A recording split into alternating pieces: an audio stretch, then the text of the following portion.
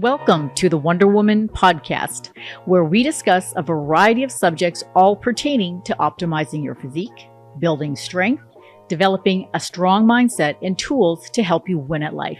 I'm Michelle McDonald, and I'm the founder of the Wonder Woman coaching team. We are a community of results-driven coaches and clients who believe that we can age like never before. Welcome to the Wonder Woman podcast. I am your host, as always, Michelle McDonald. And today I would like to introduce to you a very special guest. I want you to meet Dr. Jen Gunter. She is the fearless OBGYN, pain medicine physician, author, and myth buster extraordinaire, and she's changing the way we talk about women's health. And I have to say, you're a fabulous writer. She's been described as funny, erudite, compassionate, and righteous, and I have to agree. She's the go-to source for everything we thought we knew about women's health, but we're too afraid to ask. With her best-selling books, The Vagina Bible, The Menopause Manifesto, and more recently, Blood, Dr. Gunter has taken the world by storm, debunking myths and spreading evidence-based information about women's health that everyone needs to hear. She's known for her candid and no-nonsense approach. She calls herself Canadian Spice, which I love. She tackles the tough topics from reproductive rights to sexual health and menopause, all with the goal of empowering women with knowledge. Her insights are a breath of fresh air in the often murky waters of medical misinformation. Let's get started. Dr. Gunter, you've been a vocal critic of pseudoscience and misinformation in women's health. You are known as the lasso of truth, which I love because the Wonder Woman. Throughout your career, you've dealt with some controversial topics head on. Have there been moments or reactions that took you by surprise? Yeah, sometimes. It's never the things that you think, though. You expect, whatever, people have political agendas to get upset. But like, for example, when I have busted the myth about periods syncing. So some people think that if you put women together, their periods will sync up. And that's not true. And it's been disproven. I actually got quite a lot of hate for that. And I was like, really? For that one? Like, who do you think I'm funded by? Like big non-period syncing? I don't like, but I think I think it's really because, people have beliefs about their bodies and, undoing a belief means you have to change the way you've been thinking and everything. And also sometimes I think it just is a reaction. I don't really know for sure, but that's the one that actually surprised me the most. I'm surprised. I'm surprised about that. I gotta admit, I'm wrong here. And I'm curious what the science says about that, because I would have been the one that said, yeah, for sure, you sing. So tell me about that. And I think the response, what we want to have as a response is, oh, that's interesting. Tell me more, instead of that knee-jerk emotional response. We want to stay in our frontal lobes. We want to stay, curious and ask questions. So I'm asking that question. Tell me about that myth. Yeah. So the myth has probably been around because, it's actually misogynistic at its core. It kind of makes women like a seasonal breeder as opposed to, like being in control of your own body, right? So the ancients used to think that women were basically wild animals and their uterus was like a wild animal inside a wild animal. So this idea that your cycle can be controlled by others is very like wild animal-esque, right? So that's probably where it comes from. It was tested, I believe, in the early 80s and in a paper that supported it existed, but the methodology isn't something we would accept today, right? So there's that. For science. Yeah. So since then, that paper has been, people have attempted to reproduce those findings by several different methods and have not reproduced it. So, so now we have several different research groups saying it doesn't happen. And in addition, the app Clue looked at a whole bunch of their data, and they looked at people who lived in the same households who were both tracking and found that there was no correlation. So, so we have a lot of data that says no, and there's actually no possible way it could happen. There's no biological mechanism. I don't have a substance that I emit that can affect you. There isn't. And I think people say, oh, well, it's pheromones. And so I was going to say that's probably what people are saying. Yeah. So this is another thing that and rocks people's world is that nobody has ever proven the existence of human pheromones. So I know the perfume industry would like you to think otherwise, but they've never actually isolated a human pheromone. And to detect pheromones, you have to have a vomeronasal organ, and humans don't have a functioning vomeronasal organ. Like dogs do, they got a big one, but we don't. So there isn't a biology that it could happen. There's nothing, no outside influence like that could affect the hormones that signal menstruation. So it's completely a myth. And, I want people to know more about their bodies, right? Like, and that's one of the harms of myths is that they actually make you less informed about your body. Mm-hmm. And then there's the issue of biases, right? Because I'm sure there are cases, and I know this has happened to me personally, where it seems that, I'm menopausal now, but when I had a period, it would seem that I would get pulled in to like, I got my period a couple of days early. And then my girlfriend would say, it's my period. So that's why. But that could be a bias. And like I'm remembering this one instance because it's confirming my bias when in fact there's probably lots of other instances where I was visiting a friend and nothing happened to my period and I don't notice it because it's not fitting my bias. Exactly. That's exactly what happens. And then it's just math. So if you take two randomly occurring events and line them up, they'll at times match and then they won't, and they'll match and you just remember the times they match. So we have a great scientific explanation for why you might have noticed that occurrence. It didn't mean that you were noticing that you synced with your girlfriend 3 times in the last year was wrong. It's not because you synced. It's just because it was, a mathematical occurrence. There we go. So we've just cleaned up one myth. I've been schooled and I love that. I love when I get to learn something. So I feel I should, be paying you something, but I won't because then that would influence your very strict policy. I think that you have, you've got this like circle of, you are not going to capitalize from spreading other than writing your books. You don't do, and this is important for you guys to hear as well. I want to dive in a little bit more how we can maybe see for some red flags, but you don't sell supplements. You don't have a special diet out. You really stay away from that space. And I'm sure that you receive a lot of offers to sell some special shoes or a special postural brace or a special, menopause detector. Do you want to talk a little bit about that? Yeah. So I have a very strict nothing in the space advertising policy. So if Tiffany's wants to call me, great. There's no health applications there, right? If, I have a shoe with John Fluvog again, but it's not like a special menopause walking shoe. It's just a cute shoe, right? So I'm open to clothes. That's about it. She's open to clothes, everybody. Clothes and jewelry, not even makeup, because, that could have skincare applications, right? So, the reason for that is we have excellent studies, excellent data to show us that people become biased when they work with industry. And even buying a doctor a drug lunch can have an impact on their prescriptions. That's why pharmaceutical companies do it. And, with a physician in the United States, you can look them up on the Centers for, I think it's the Centers for Medicare, and see if they've taken money from drug companies for consulting work or for speaking.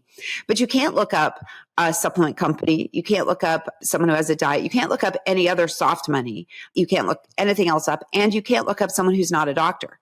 So unless they're actually saying that they have an ad, which a lot of people skirt around. I see people, recommending products, saying, I love this product and I bought it myself.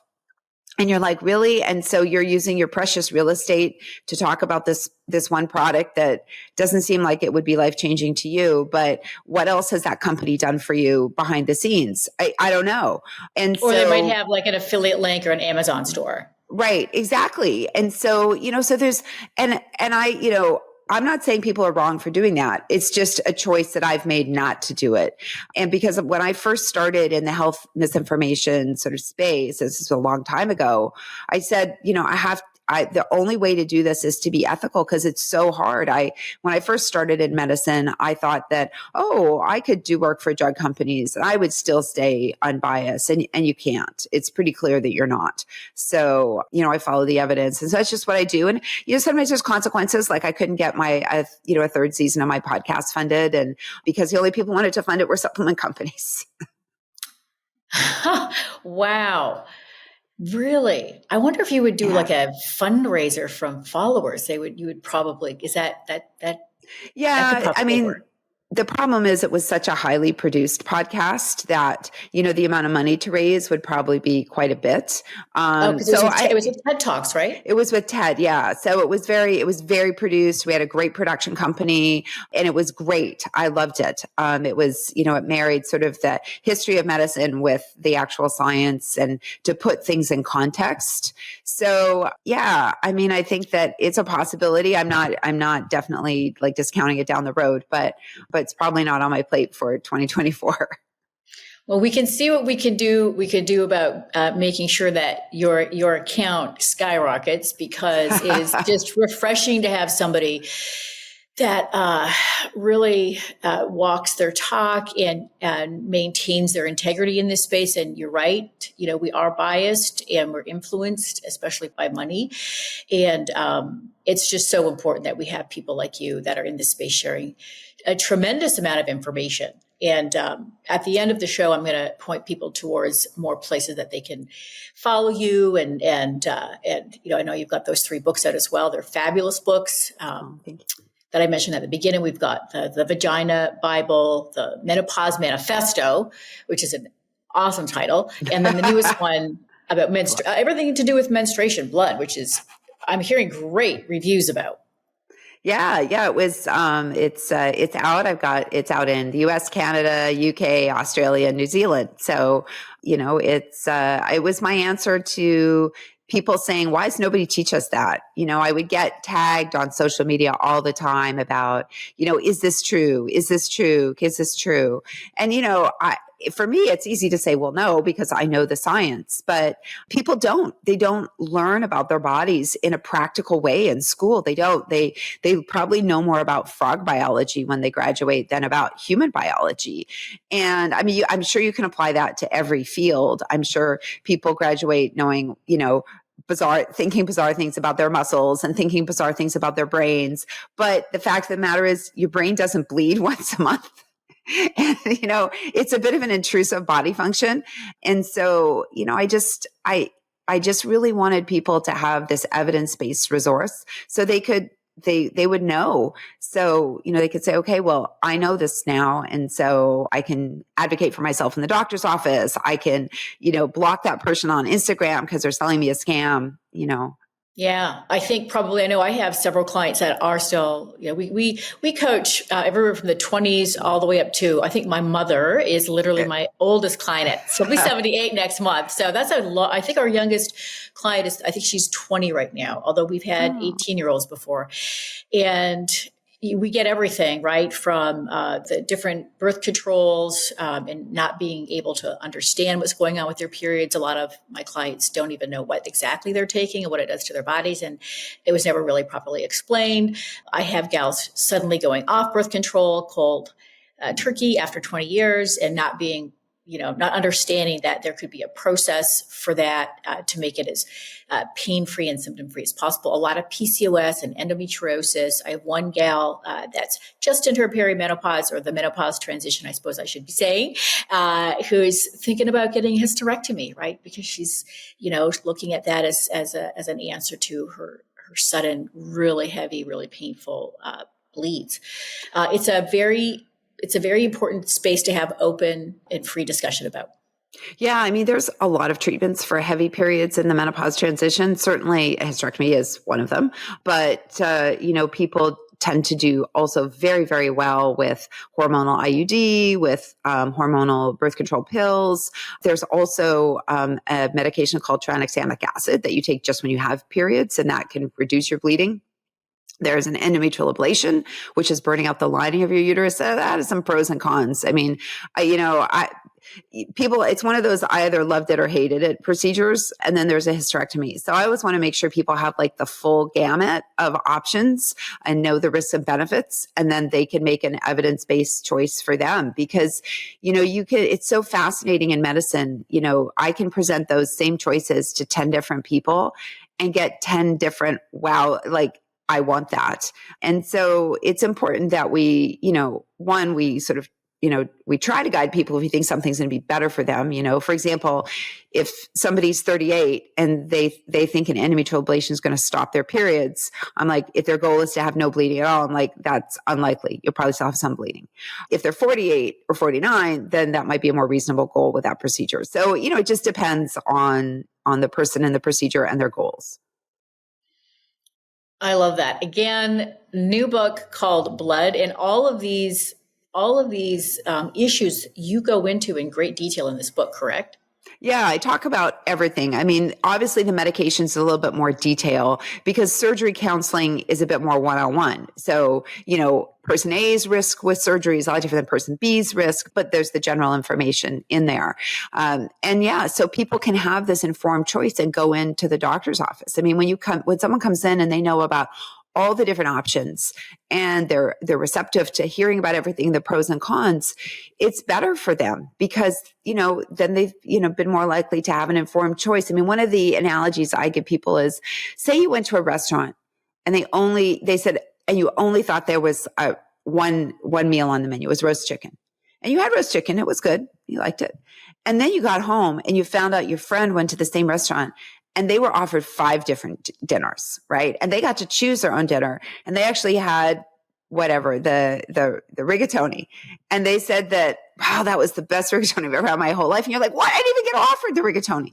And so, maybe you're still happy with the chicken, but maybe you would have preferred the rigatoni, and you don't know unless you're given that choice. And so that's kind of my whole driving thing is you need to have all the information to make an informed choice. And there's people who make decisions I wouldn't do all the time. And that's okay. As long as they're informed, that's fine. That brings up such a great point, an informed choice. And that means, understanding what a person's individual risk factors are, because we're quite diverse. So knowing your family history and your own personal risk factors, all of these things, your age, all of these things combined. So knowing what your individual risk factors are, knowing what the options are, like what's on the table, knowing maybe, how big of an issue, how much it's impacting your life, that's going to weigh in on your decision making. And also, what are your outcomes? What do you hope to have happen? And then the risk factors for each choice. I mean, it's a lot. It's very, very nuanced. And I think we probably get into, again, I'm going to use that term, murky waters, when we're making emotional choices, when we're looking for that one pill or magic bullet answer, when we're being influenced by people that we maybe trust, whether it's a celebrity or an influencer. Well, she's a doctor and she has 1 million followers, or your girlfriends, the Facebook group you're part of, where everyone's kind of saying the same thing. It can be really easy to not take the time to have a more nuanced approach to understanding what your individual risk factors are and what is the best option for you. Do you want to talk a little bit about that? Yeah, actually, I want to talk a little bit about Facebook groups. So, we're going deep, girls. So I would just, this is obviously not about all Facebook groups, but I know of a couple in the women's health space where all dissenting voices are kicked out. So just be very careful that the spaces that you're in these groups that are curated by people, that they may not be as reflective of the general population. So for example, so there's just, people should be aware of that. I see a lot of misinformation from Facebook groups specifically. And sometimes there's even doctors that get involved in high levels in Facebook groups. So everything gets shunted their way and it's their thing. And so I would just be very mindful of closed spaces like that where medical information is being disseminated, because you don't know whose voice is being silenced in there. So that's just something to be aware of. And I think this gets to a really important point on social media is you need to fact check every single thing that you're exposed to, or you need to make sure that the person you're following is somebody you don't feel you need to fact check, right? So, I don't speak outside of my area of expertise. I hope that people trust me as somebody that they can say, okay, well, Dr. Jen Gunter says that. She always lists her references, but that's not always the case. And, I don't have financial biases, but, studies tell us that, it's so easy for us to mistake, things that aren't true as being true. It can seem true to us. It seems truthy. Why not? That makes sense, right? Like period syncing. You've heard, and you kind of heard it before. And so, right? So and you can think, oh, maybe there's a mechanism, pheromones. So you can see how easy it is to believe something that isn't really have any malignancy for you believing that, right? I mean, yeah, it's got misogynistic connotations, but it's not going to hurt your health today to think that, right? So people just need to be really wary. Hey guys, thanks for tuning in to another episode of the Wonder Woman podcast. We don't make money from this podcast. Our mission is to get as much great information out there to the widest audience possible to help more people like you thrive at any age. You could really help us out by sharing this episode with a friend who needs to hear this, or share the link to your favorite episode in your stories or whatever social platform you use. Second, please leave a rating and review on ratethispodcast.com/Wonder Woman. You're not just showing your support for the show, you're also helping other women find us. And finally, don't forget to subscribe to our podcast so you don't miss any episodes. Thanks again for tuning in. All right. So then I want to ask another question. You're known for your very candid approach. I mean, you're very down to earth. You're very factual. I love it. It can be tough in the social media space. And I think it can be it must emotionally tug at you sometimes to see some of the emotional responses kind of championing accounts or myths that are untrue and maybe even harmful, or spreading harmful information.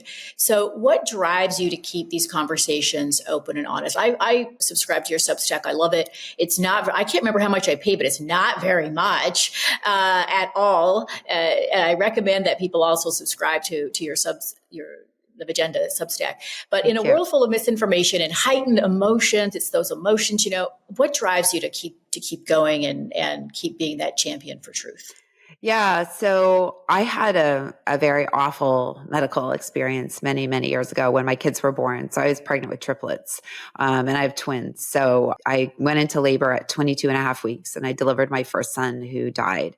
And then I managed to stay pregnant for 3.5 weeks till I was 26 weeks, when I got sepsis, a bloodstream infection, and had to have a C-section. And so, my sons were 1 pound, 11 ounces and 1 pound, 13 ounces. And on top of that, my son Oliver has complex heart issues. He's had 2 heart procedures. He's actually having open heart surgery in a couple months. And my other son, Victor, was diagnosed with cerebral palsy. And so I had to navigate all of that space. They were in the ICU for several months. They were on oxygen at home for a year. And I found that their medical care was excellent, but that there were all these communication gaps that were like, I didn't know the answer to this, and it wasn't really medicine. Like for example, when your kid can't eat and he's throwing up all the time, which happened with my son Victor due to the way his esophagus was affected from his cerebral palsy, there was like no answer. And they were just like, well, eventually he'll eat. And so I found myself going down rabbit holes. I ended up changing their formula because I was convinced that maybe that would make a difference. And I put them on a soy-based formula. Now I wish I hadn't done that, but no, there was nobody to guide me at that time. And, things like questions like they were both on oxygen and it said you can't go into a room with an open flame. So I'm like, well, what do I do? How far do they have to be away when I'm cooking on the gas stove, right? Like they have to be in the next room. And so I found all these data voids, which is what happens to people. And I fell in them. And I saw how easy it was to go down rabbit holes. And I would also see other parents. You get familiar with other parents that you sort of all graduate through the NICU at the same time. You see them at follow-up appointments. And I'd see them not understand what the doctors were telling them. The doctor would just walk away and I'd say, oh, you need to ask this question next time, or you need to phrase it this way so you get the answer. And so I just realized that there were all these communication gaps. And then I started to think about that in reflection with my own practice. And so I actually decided to write a book on prematurity to try to help people. And so I did that. And then once my kids were a bit older and they were doing better, I decided that I would turn my attention to women's health. And that's how I got into it. And so I'm very empathetic to people who fall down the rabbit holes. It's not excusable when people haven't had things explained to them. And so I'm just kind of doing my best to plug those gaps, because I know what it's like to be 3 a.m. and stuck down a rabbit hole Googling something. Brilliant. All right.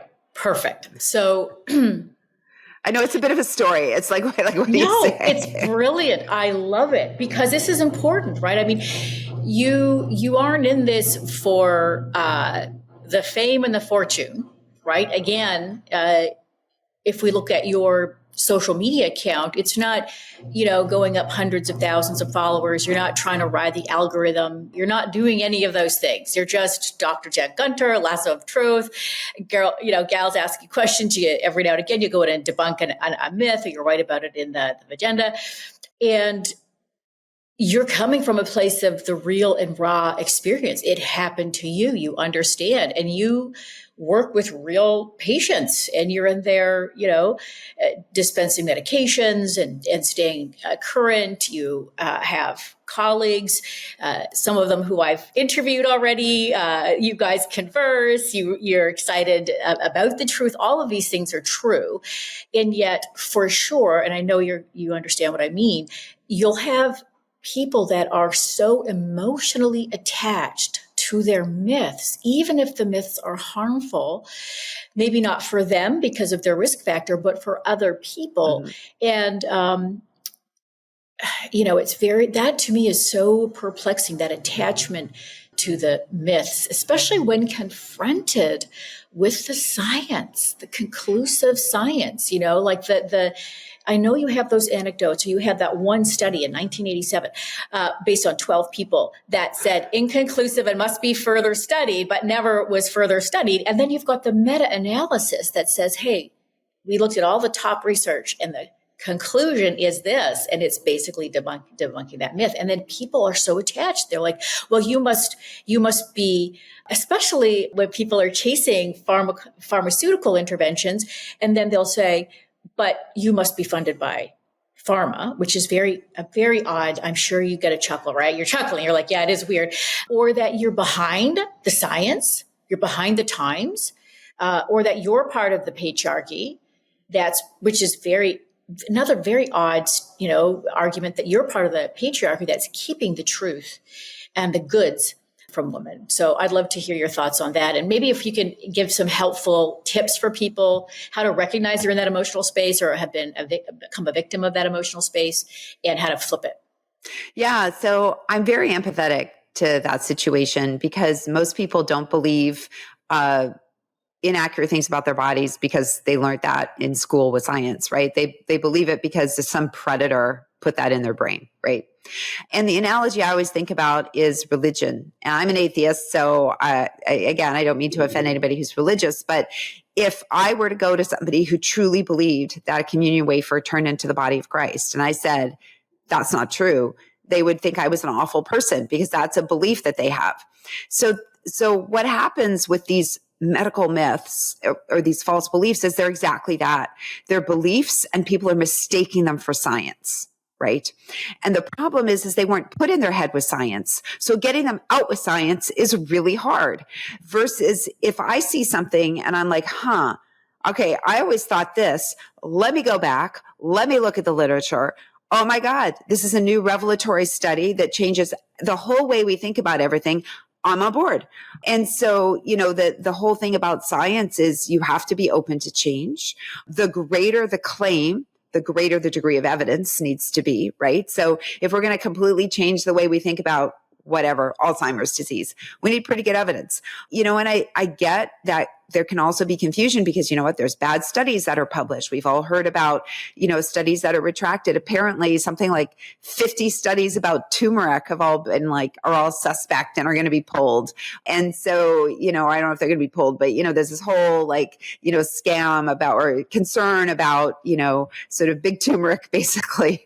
And so you have to stay open, always open to the science because we don't know. I mean, when I was a medical student, we thought that in the vagina, the only important bacteria was Lactobacillus acidophilus. And that's because it's the only one we could grow, really. So now we have molecular diagnostics.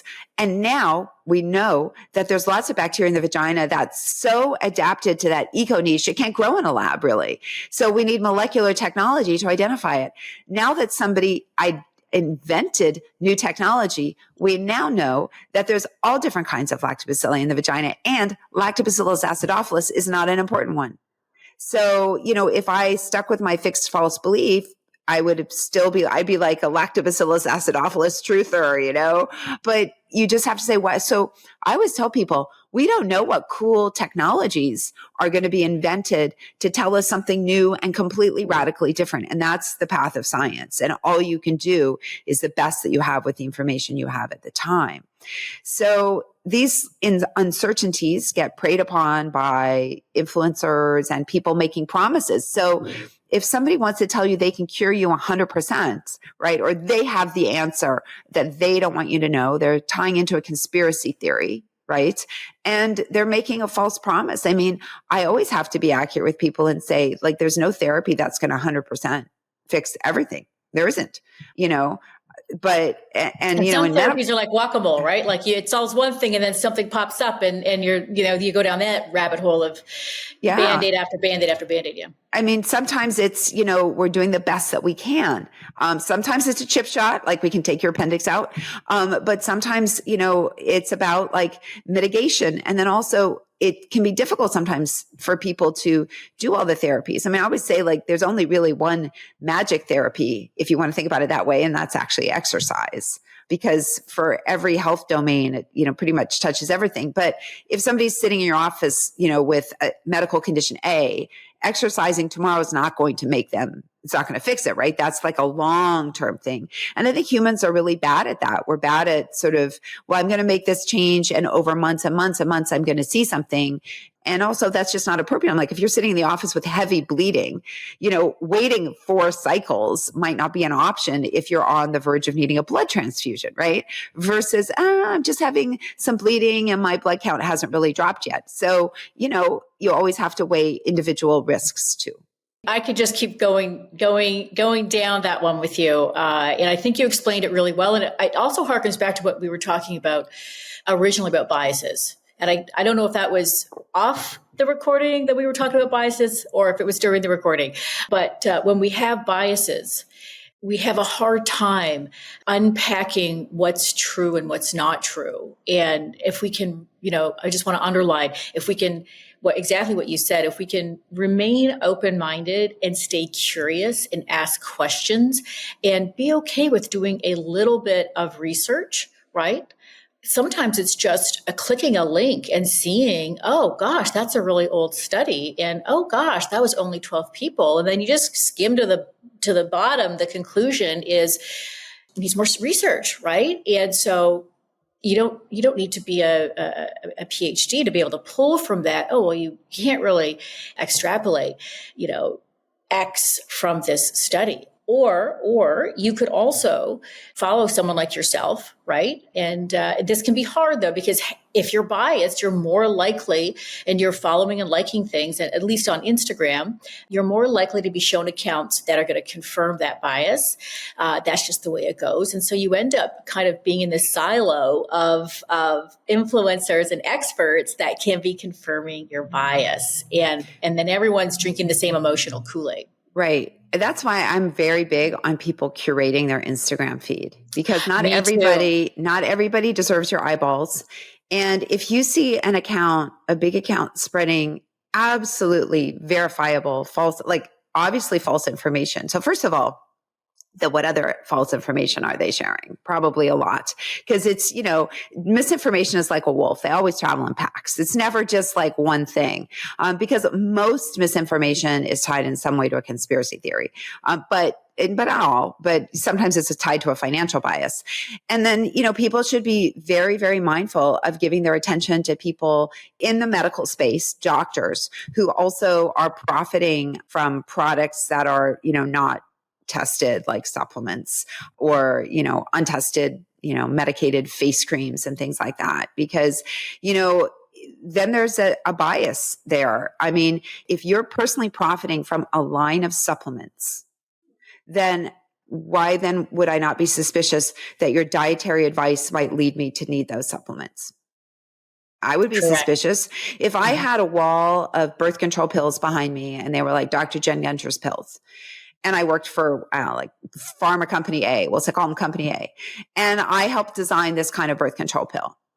You would rightfully be suspicious of anything that I talked about in the contraceptive space or in managing heavy period space, because you would think in the back of your mind, well, of course you're going to recommend the pill over something else. And, even if I'm not intentionally doing it, I'm probably subconsciously doing it because I make $1 off of every pack of pills. With supplements, it's a lot of money. It's not $1 a pack. I mean, there's some doctor who came up with a liver shield supplement, which, I had reviewed by a bunch of liver experts, and they were like, no, don't take this. And he, advertises it basically for women to, to sort of help them not suffer liver injury from binge drinking. Right. So there's that. And they emailed a friend of mine to be an influencer for them. And basically in 18 months, they said they're on track to be making 7 figures. 7 figures, 18 months. Now, I don't know if they're lying about that or not, but you know what I mean? Like, there's a lot of money there. And because you don't have any of the, because you don't have any of the headache of submitting to the FDA and following, regulations. So, and not everybody has time to report these people to the FTC, the Federal Trade Commission, if they're, doing soft ads. And if they, so how do you tell? So the way I tell people is, look, do you want to follow somebody who's selling a product? And, why would you, if you would follow Merck, then it would be fine. That's fine to follow, that whatever other supplement company, the person who has a supplement. But if you wouldn't follow a pharmaceutical company, then, you need to think of supplements as untested, unregulated pharmaceuticals. Mm-hmm. So I got to ask, and then but I don't want to get lost down this rabbit hole, but what about creatine? Because I definitely recommend creatine to my clients. It has a lot of research behind it. Yeah. So sure. There are different, and that's the problem. So for example, prenatal vitamins, that's a supplement that has excellent data behind it, and I just think that, but if I was an obstetrician, I had my own brand of prenatal vitamins, that would be like, really? Okay. So how do you trust my advice on that? That's what I'm saying. So there are some supplements that have some specific indications, and that's what makes it really challenging, because most of them don't. And they all benefit from that sort of, that transfer of goodwill, if you will, right? And so I think that one of the issues, and I know this is also true, very true in sort of the, the bodybuilding sphere, is that many things are contaminated, right? So then you have to decide, how do you know that you're going to get something that isn't adulterated with, a performance enhancing substance? Or they recently did a review, and in one of these supplements, they found a product that's never been tested in humans. Yeah. Not surprised, actually. My husband and I were at a Mr. Olympia, and we had just heard about this successful multi-million-dollar, and of course this happens at big pharma as well, but a multi-million-dollar successful lawsuit against a certain company, a big company, and we were thinking, oh, they're going to go down, right? And then they were at the Olympia, and Olympia at that time, this was pre-COVID, was charging an astronomical amount of money to have a key space in the expo. And we were a very small company that we were with, a Canadian company. And we saw this company with like one of the biggest ad spaces. They had probably 100 staff. They were giving away tons of stuff for free. And the lineup was around the block, as though no scandal had occurred. They had been spiking their basically selling fluff as protein. They'd spiked it. Yeah, that's the world we live in. Yeah, exactly. I mean, if you buy something for libido, it could easily have a hormone in it.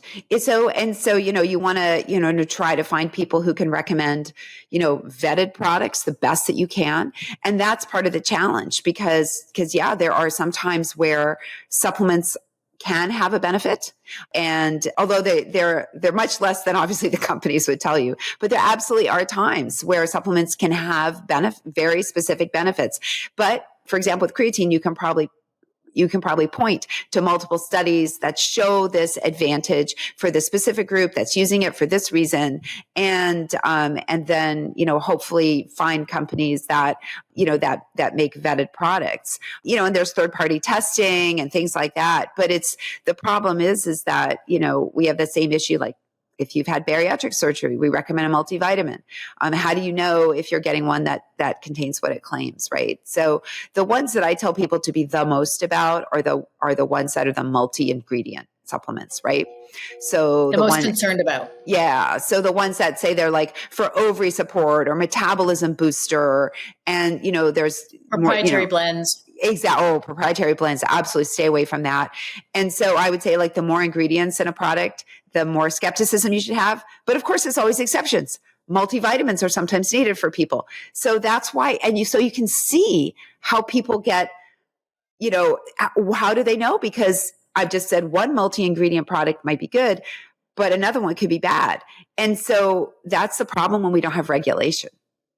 Mm-hmm. We do have some things like Consumer Reports, right? I mean, there are various platforms. I guess you have to wonder if they're getting funded themselves. But I think, could we sum things up kind of distinctly for people that are listening to this piece and going, well, scratching their heads and going, well, my coach said I should be having caffeine before I do my cardio because it helps accelerate fatty acid metabolism. I'm not worried about big coffee spiking your drink. Okay. But, so I would just say that, people should be able to give you data to back it up. And in general, when something's been shown to be really effective, it almost always appears in some kind of guideline, right? So you can say, oh, look at this in this guideline or that guideline. I don't know the exercise space as well, so I can't comment about that. And then Consumer Reports often reviews things, as does Consumer Labs. But, so it's hard because, so you have to find someone that you trust who can say that, yeah, this, we definitely, caffeine can absolutely have a boost for people. Here's different ways that you can get it. Here are, these are products that, I've looked at Consumer Labs or that have been looked at to be independently verified. And, there's also the different labeling that people can see on the packaging to make sure that they're not, I mean, why take something that doesn't have a label if there's a product that it does? Yeah, exactly. Certainly, third-party testing.